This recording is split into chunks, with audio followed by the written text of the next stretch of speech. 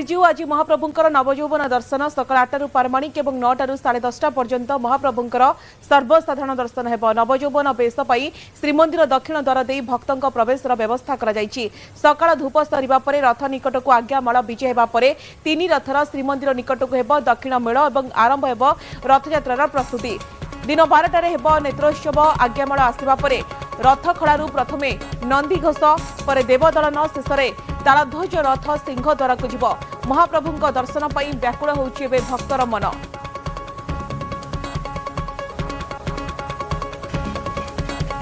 अधिक सूचना अक्षय आम सहित फोन लाइन जोड़ी होती। अक्षय सारा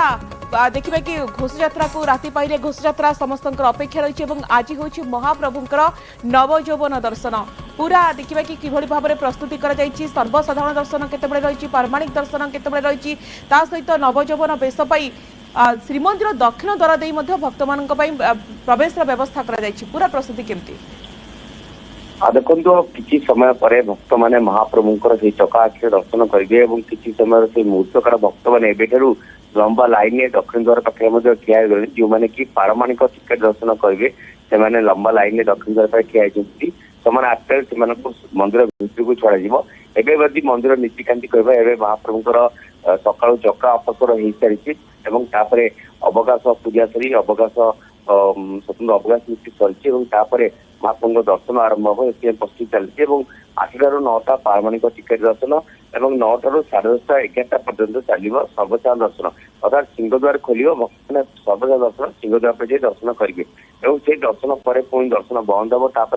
रथयात्रा नीतिकी करते सकाल धूप भोग सर महाप्रभुंकर स्वतंत्र भाव में आज्ञामाल विजय कर रथ खला को जो 3 रथ प्रस्तुत हो रही आज्ञामाल प्रथम जो 3 बार पूजा बना सामंत आज्ञामाल पहुंचा प्रथम ताज रथ नंदीघोष रथ शेष देवीदोल रथ आज्ञामाल प्रदान करेंगे विधि भाव में प्रथम ताज रथ विजय काली बाज दौड़ी संजोग हम और टे रथ टणा ही रखा और आरंभ हम नंदीघोष रथ टणा जहाँकि रथ खड़ारू सिंहद्वार पर्यंत यह दक्षिण रथयात्रा कहुए से रथ टणा पर्यायक्रमे प्रथम नंदीघोष रथ टणा देवीदोल रथ टणा शेष तालध्वज रथ टणा रथ टणा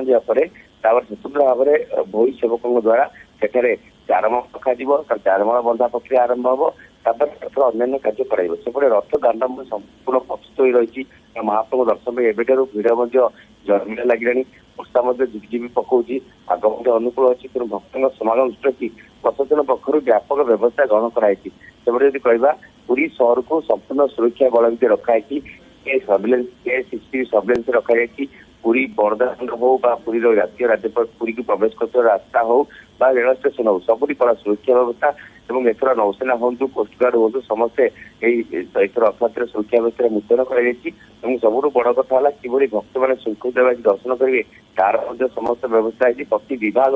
एक पूरा संपूर्ण सहयोग रही अपेक्षा रही रथयात्रा को सहित पुलिस विभाग ट्राफिक सुपरचला ड्रोन व्यवस्था